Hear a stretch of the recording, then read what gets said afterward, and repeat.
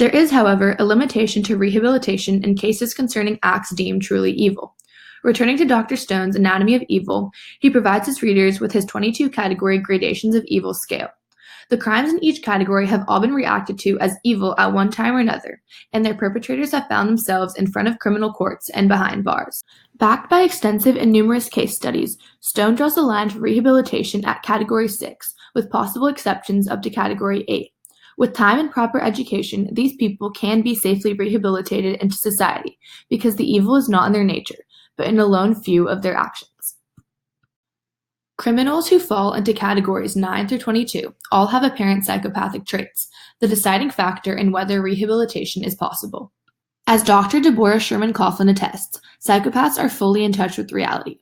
But although legally sane, meaning they can distinguish right from wrong, their circumstances and experiences have resulted in an irreversible psychological disorder, causing them to have higher tendencies towards committing evil acts. Because of this, their behavior cannot be altered enough to allow for release. With crimes of such magnitude, both society and the convict themselves benefit most from a sentence of life without parole. The prevalent opposition to this comes from proponents of the death penalty. Like Edward Koch in his article Death and Justice, they argue that the death penalty is necessary in maintaining justice, because in cases of cold-blooded murder, any other form of punishment would be inadequate and therefore unjust.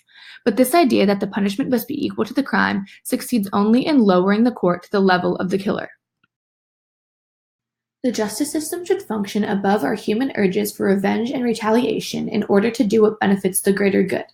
In terms of practicality, the greater good is helped simply by the taxpayers' money that is saved by pursuing a life sentence rather than the death penalty, because contrary to the beliefs of capital punishment supporters, killing someone is more expensive than imprisoning them. In fact, the Death Penalty Information Center reports that cases without the death penalty cost $740,000, while cases where the death penalty is sought cost $1.26 million, and maintaining each death row prisoner costs taxpayers $90,000 more per year than a prisoner in general population.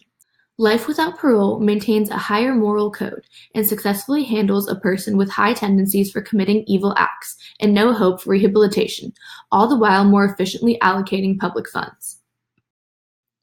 Ultimately, true evil encompasses only actions. The people guilty of these actions are often able to re-enter society if they are suitably supervised and counseled, but our current system wastes energy on punishment rather than rehabilitation. For the extreme cases who will always pose a risk, no matter how forceful their re-education, their detriment to society can be minimized by awarding them life without parole. As our understanding of the people who do evil deepens, our justice system will evolve to optimize the efficiency of our penitentiaries and radically reduce evil crimes.